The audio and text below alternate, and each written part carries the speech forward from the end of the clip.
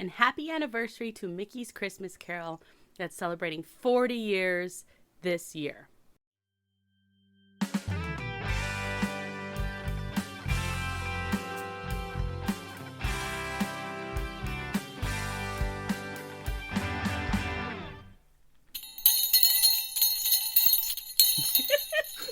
Welcome to a very special episode of Disney A, the Canadian-themed Disney travel podcast.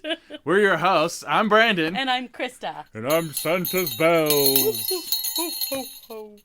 Wait, Bells wouldn't ho, ho, ho. Santa would ho, ho, ho. Also, it scared the cat. Yeah, Cat wants to murder the Santa Claus door hanger that we were using for bells. Anyway, surprise! We're here. It's Christmas. Happy Christmas. Ho, ho. Happy Christmas. We wish you a Merry Christmas. We wish you... No? I was told there would be no singing. Okay, I'm sorry. We said we were going to be gone.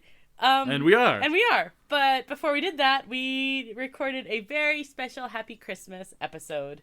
Yeah, we're feeling festive, and yeah. We were watching some Christmas things, and yeah. We popped on our second favorite Disney-owned Christmas Carol. True, because Muppets adaptation. is number one. Because Muppets is number one. But Mickey's Christmas Carol's pretty cute. Yeah, so yeah, we watched that, and we're like, hey, let's do a little quick Christmas episode for all our fans as they enjoy the Christmas holidays, and we can talk about Mickey and Scrooge. Yeah, like literally Scrooge. Brandon, we're not going to do news. We're not going to do anything like that, but we are having some festive cheer right now. So what is it that you are drinking? Same thing you're drinking. Mm-hmm. So just explain to me what it is. This is vanilla vodka with it's like bubbly.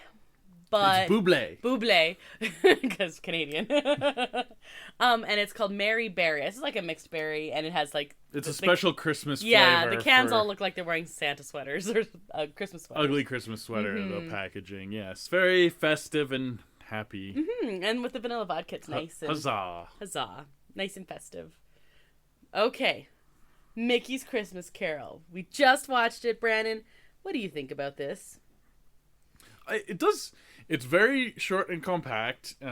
It's good for kids as an introduction to the Christmas Carol. It's like, it doesn't talk down to it. It's like a very super abridged version, but it's still the basic gist of the full story. This was definitely my first Christmas Carol. It was probably one of mine. I mean, there's lots of adaptions, and there's quite a few for kids too. Yeah. But it's well done. I think it's well done. I think it's well done too. It was cute. I've giggled a few times in Warm Fuzzies where you're supposed to peel warm fuzzies, and yeah. Less than half an hour, just shy of half an hour. Came out in 1983. And this one, like, kids still like it. And this surprises me. So basically, now that all the millennials are having kids, those are my students now. Or slightly younger. But even last year, my film studies class, they had to pick any trailer they wanted to analyze for the class. And a kid picked Mickey's Christmas Carol. And I was like, I didn't even know you guys still watch this. I didn't even know there was a trailer for it. Well, there was. Trailer's like almost a third of the thing. Basically. I think it was like for a re-release or something was the trailer they used. Yeah, but okay. Yeah, 1983. So I really like this. I think it's sweet. Yeah, the animation, like, you can tell it's like a made for TV short or something like that. So the animation's not like super high quality, but nope. I think it uses a lot of existing animation pieces. And it kind of supposes that you already know the story of A Christmas Carol, because it does skip through the bulk of it pretty breezily to get through it in less than half an hour, and they spend a fair chunk of change in the first little bit with Scrooge's counting house and all that. Right. So the spirits very short. The spirits part is very short. Little tiny bits, but there's lots of cool cameos, which I think we spend the bulk of the time talking about. Yes, I agree. Because like classic cameos. Yeah, a lot of people these days wouldn't recognize even half of them. No, it's we have pretty old school stuff. Yeah. Okay, so we have our opening as the counting house, and of course Scrooge McDuck is Ebenezer Scrooge in this. Perfect. Of course, and Mickey is Bob Cratchit. Yeah, I mean that just makes sense. Yeah, obviously. Marley is played the ghost of Marley. Nephew Fred. Nephew Fred is Donald Duck, which of course makes sense. Love He's it. Scrooge's nephew. Totally makes sense, Perfect. yeah. And then the charity guys that come in. This is our first. If you didn't know, who the heck are they? They are from The Wind in the Willows. Yeah. And when was the last time you heard anyone talking about The Wind in the Willows? Like basically never. Right? So yeah, they're the ones who come collecting for the poor.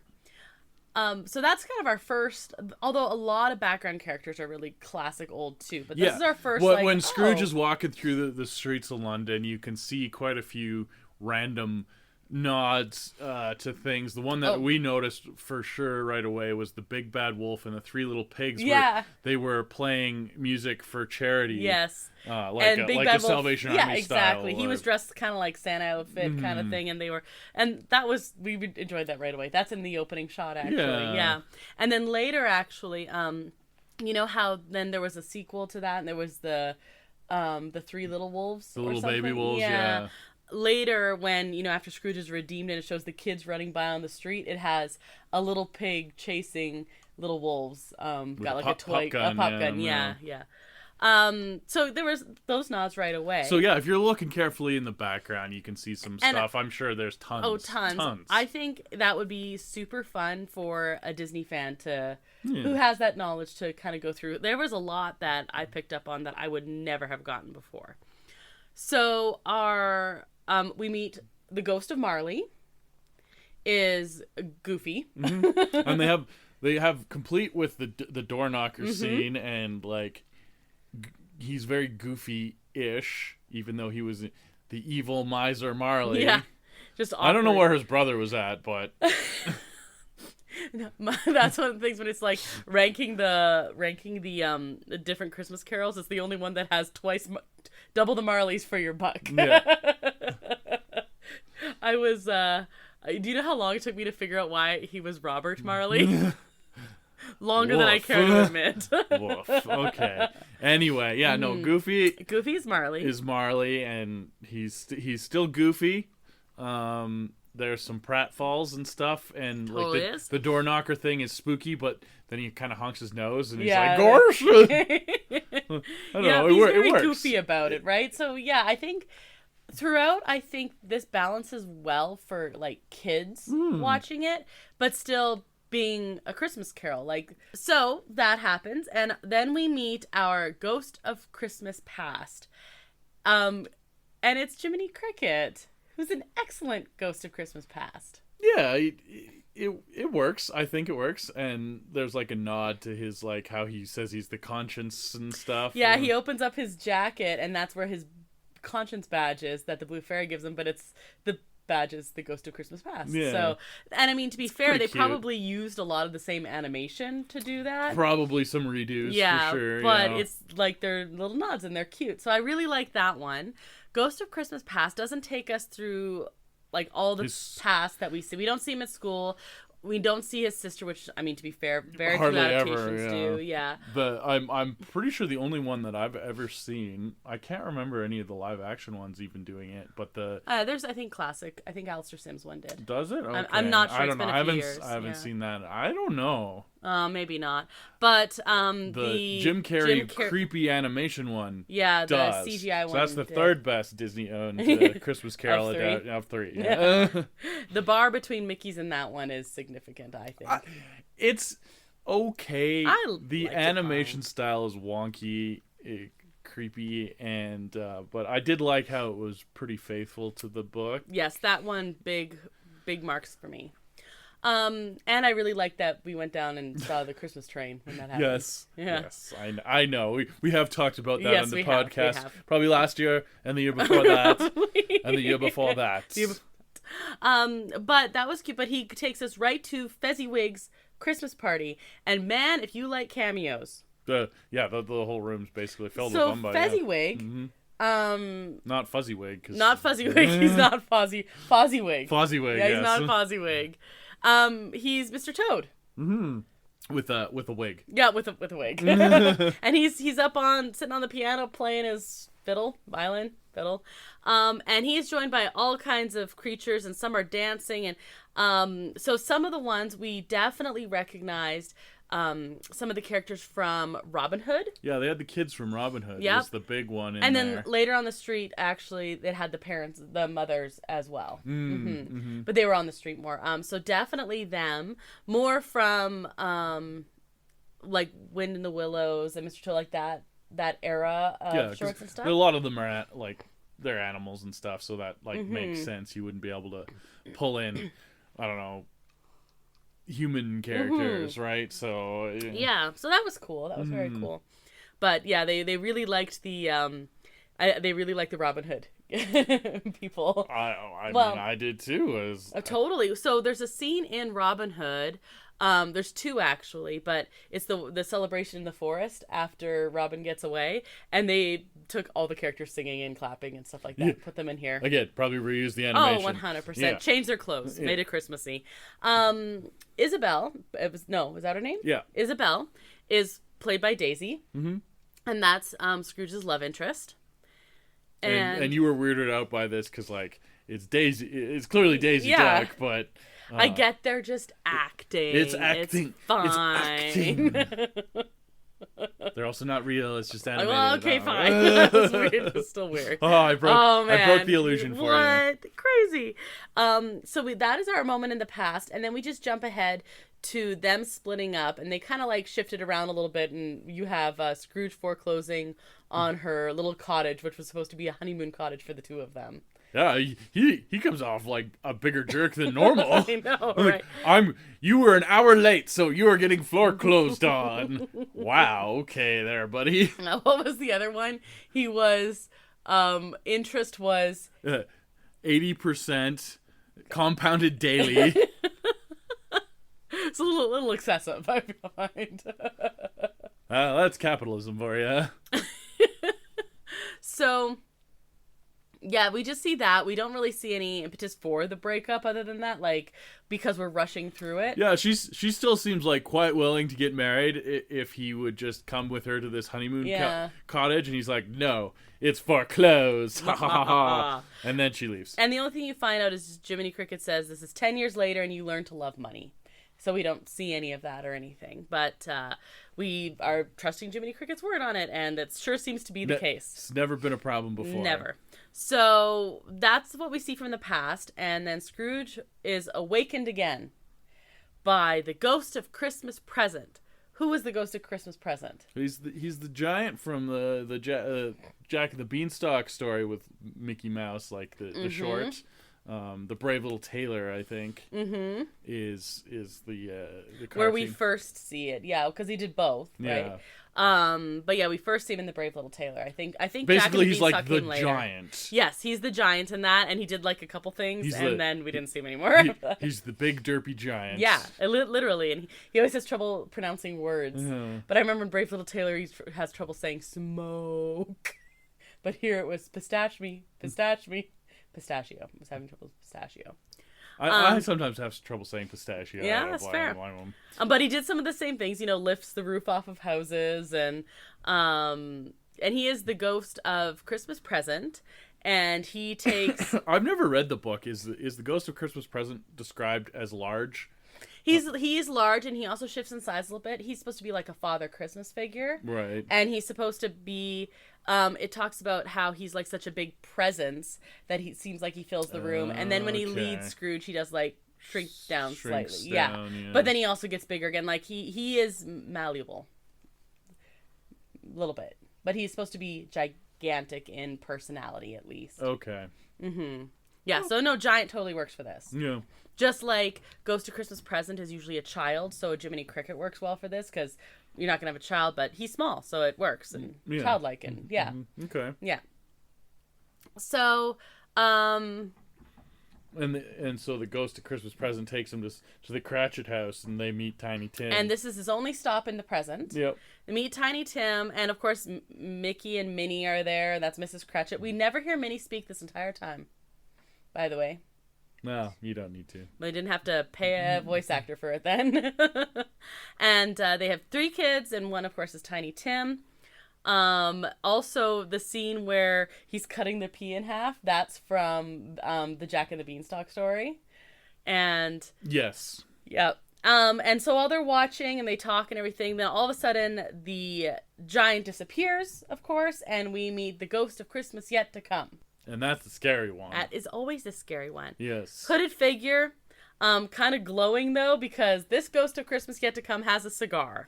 Chomping on a big old Cuban. And in fact, he like blows a bunch of smoke on Scrooge's face, and that like when it lifts again, they're in the cemetery. And that is when we see Mickey, Minnie, and the other two kids at Tiny Tim's grave. And then we immediately see the two who are digging up the other grave are weasels, again, from Mr. Toad. And I said, but they also look like the Roger Rabbit weasels, which I know they're supposed to be like the weasels from Mr. Toad. I get that. Yeah. I mean, weasels are just kind of weaselly. Mm-hmm. So they're from that. Mm-hmm. And then Pete takes his hood off, and that's who the ghost of Christmas yet to come is. He's like, "It's you, Ebenezer." Ha ha ha ha! I'm Stinky Pete. Stinky Pete was in Toy Story. And he kind of like Stinky smokes a cigar. Yeah. He kind of falls into the grave, and it has the coffin opening up. And I said, "This is pretty dark, actually." He's like falling into the fires of hell. Yeah, just like Mr. Toad. Just like Mr. Toad. That didn't happen in the cartoon. And of course, he wakes up, clawing at his bed sheets, and it's morning, and he's been saved. And that's cute. Like his realization is actually really cute. It has him putting his coat on while it's still on the coat rack. He's like all excited and stuff. Yeah, it's very cute. And then I distinctly remembered as a kid, one of my favorite things being he runs downstairs and he comes back up. He's like in his pajamas with a top hat on, and he's like, "I can't go like this. I look ridiculous." Grabs his cane. Better. Yeah, still in his pajamas and.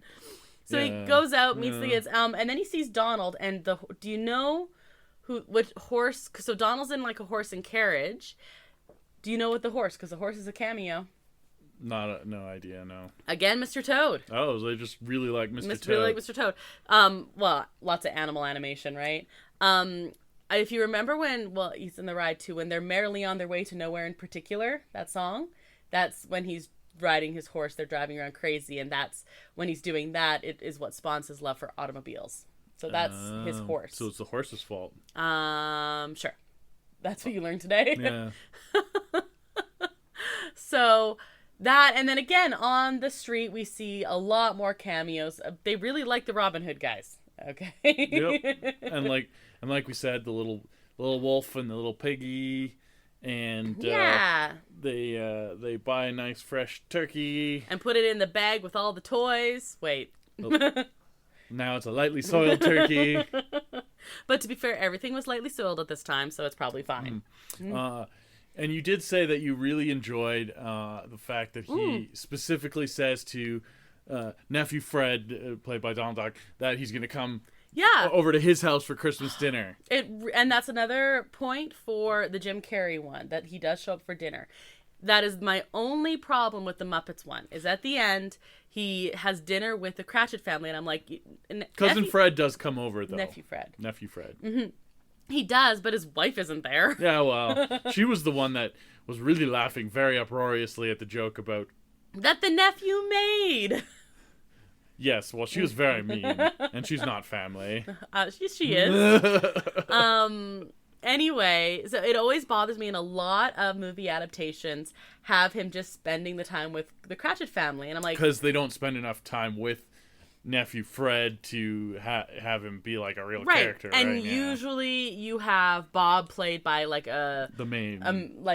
he's like a big deal, and so... I always appreciate that. And here you had the closing scene with the Cratchit family.